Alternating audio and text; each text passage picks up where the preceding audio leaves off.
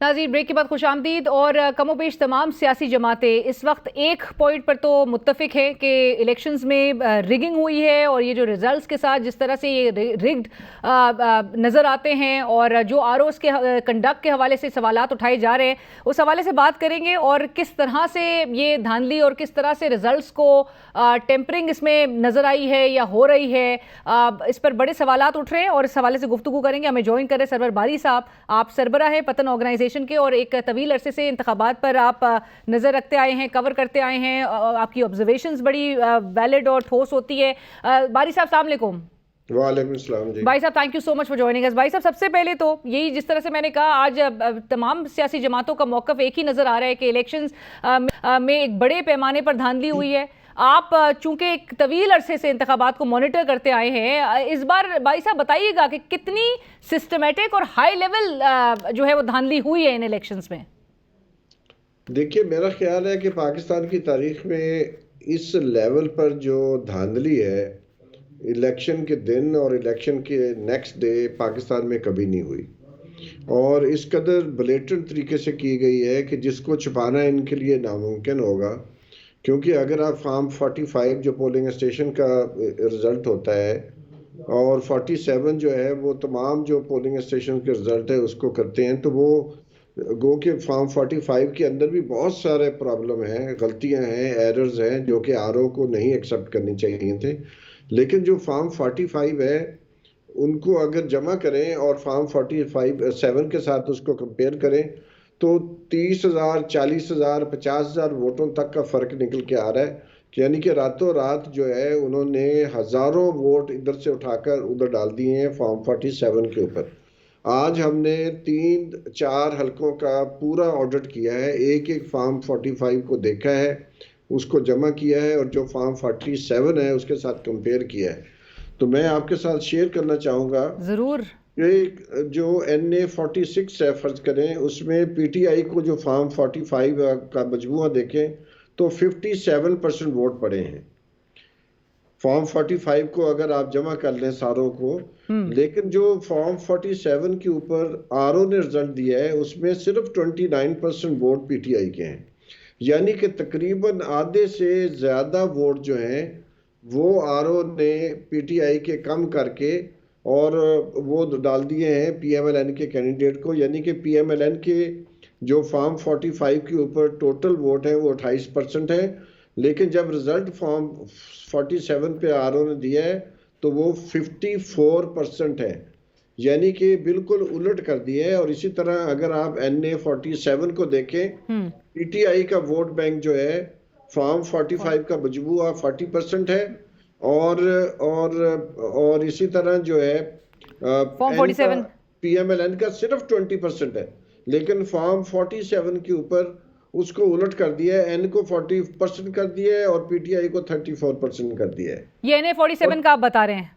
जी, 47 का। NA 48 जो हमने किया है, तहकीक की है, ऑर्डर किया है, पीटीआई के पास 41% वोट निकल के आते हैं जो पोल्ड वोट हुए हैं, और जो एन है उसको सिर्फ 16% वोट पड़े, सिर्फ 16%।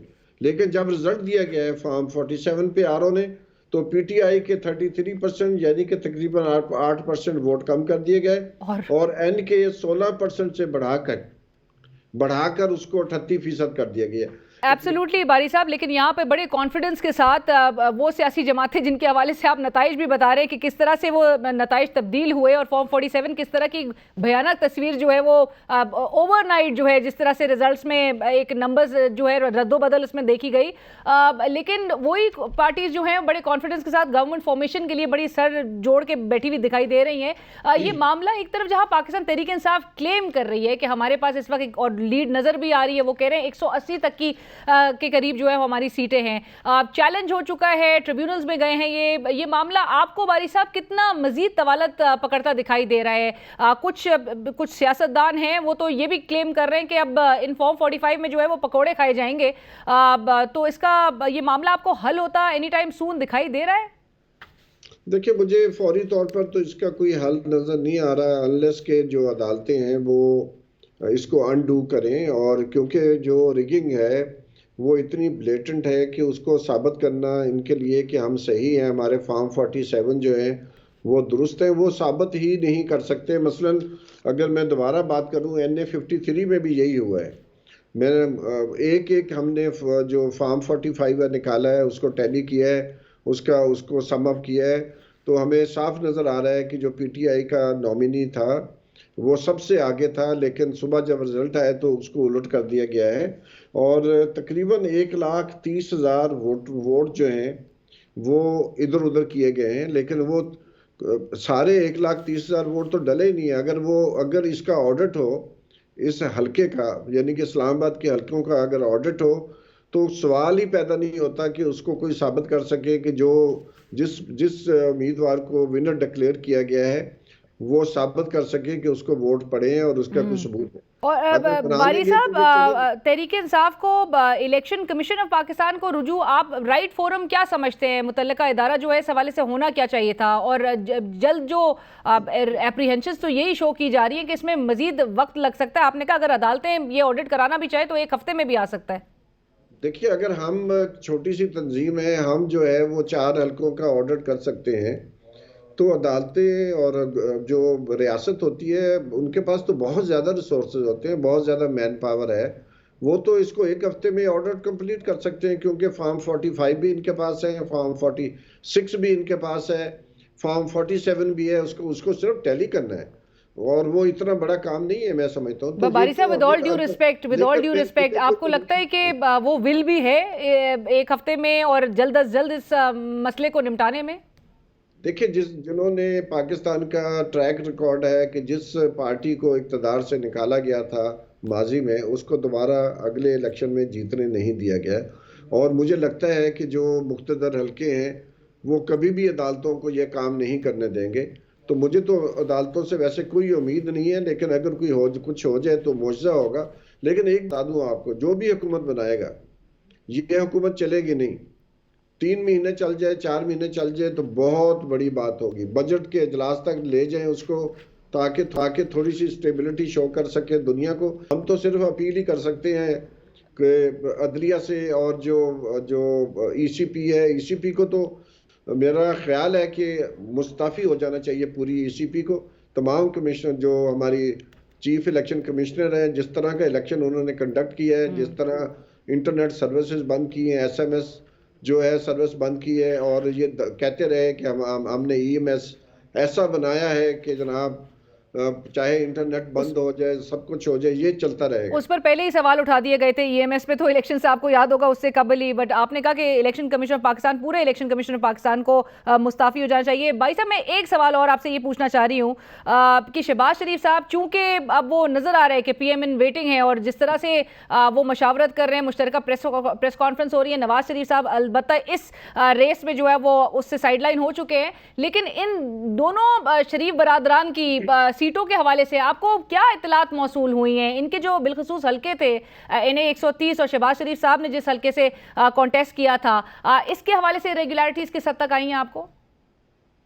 देखिए, अगर हम इस्लामाबाद और रावलपिंडी के जो कुछ हल्के हमने देखे हैं, और जिस तरह वहाँ पर भी रिजल्ट रोके गए थे और सुबह रिजल्ट चेंज हो गए, अब चूंकि हमने अभी तक लाहौर के जो हल्के उनका ऑर्डर ज़ाती तौर पर नहीं किया, लेकिन अगर इस्लामाबाद और पिंडी के जिन हल्कों को हमने देखा है, जो वही ट्रेंड बज़ाहिर नज़र आता है, तो ये तो बिल्कुल ख़तरे में है। शहबाज शरीफ साहब की अपनी नशिस्त ख़तरे में है, नवाज शरीफ की नशिस्त ख़तरे में है। और मैं समझता हूँ कि ये इस तरह जो है इनकी जो सुबकी होगी, तो जाहिर है जिस तरह ये कॉबल की जा रही है सेंटर की गवर्नमेंट, तो मैं कोई सियासी तबसरा नहीं करना चाहता, लेकिन मेरा अपना ख्याल है हम सियासत से जितना मर्जी दूर भागें, लेकिन इलेक्शन बजाते खुद एक पॉलिटिकल एक्सरसाइज होती है, पावर के लिए होती है। तो मुझे लगता है कि मैं अभी जो कह रहा था कि जो इलेक्शन कमीशन है को रिजाइन करना चाहिए, लेकिन मैं ये नहीं कह रहा हूँ कि फौरन करें, क्योंकि फिर एक और क्राइसिस हो जाएगा, क्राइसिस बढ़ जाएगा। लेकिन जो उनकी कारकर्दगी है वो बिलो ज़ीरो है, तो इसलिए उनको कोई हक तो नहीं बनता कि वो चलाएं। और मेरा अपना ख्याल है कि उनको सोचना चाहिए, या और तो इवन मांगे सब लोग जी, बिल्कुल। और इवन बारी साहब, इवन सियासी जमातें भी कह रही हैं कि इलेक्शन कमीशन ऑफ पाकिस्तान के हवाले से यही मुतालबा वो खुद भी कर रही हैं। कल नून लीग के एक सीनियर रहनुमा सेनेटर किरमानी साहब हमारे प्रोग्राम में भी वो भी बहुत अपने रिजर्वेशन का इजहार इलेक्शन कमीशन ऑफ पाकिस्तान पे कर रहे थे। बट बहुत शुक्रिया बारी साहब, thank you so much for जिस किस्म के नंबर्स बारी साहब ने इस वक्त एक होश जो इंकशाफात सामने लेकर आए हैं वो, और जो उनकी रिवलेशन थी, जो उन्होंने एक अपने जो उनकी ऑडिट उन्होंने कंडक्ट किया, उनकी टीम ने कंडक्ट किया सिर्फ इस्लामाबाद और रावलपिंडी के हलकों के हवाले से, वो कह रहे थे कि फॉर्म 45 और फॉर्म 47 का जब उन पोलिंग स्टेशन में, इन तीनों हलकों के तमाम पोलिंग स्टेशन के फॉर्म 45 फॉर्म 47 का जब मवाजना किया तो उसमें इतना बड़ा डिफरेंस नजर आ रहा है। जो पीटीआई की जिस पर लीड थी वो किस तरह से नून लीग की लीड में तब्दील हुई है, और बहुत ही इस किस्म के जो इंकशाफात सामने आ रहे हैं वो ऑल्दो के बहुत बड़ा सवाल आयद करते हैं। इस जो भी हुकूमत इसके नतीजे में अमल में आएगी, कायम होगी, उसकी क्रेडिबिलिटी और नेचुरली उसकी लेजिटिमेसी जो है वो बहुत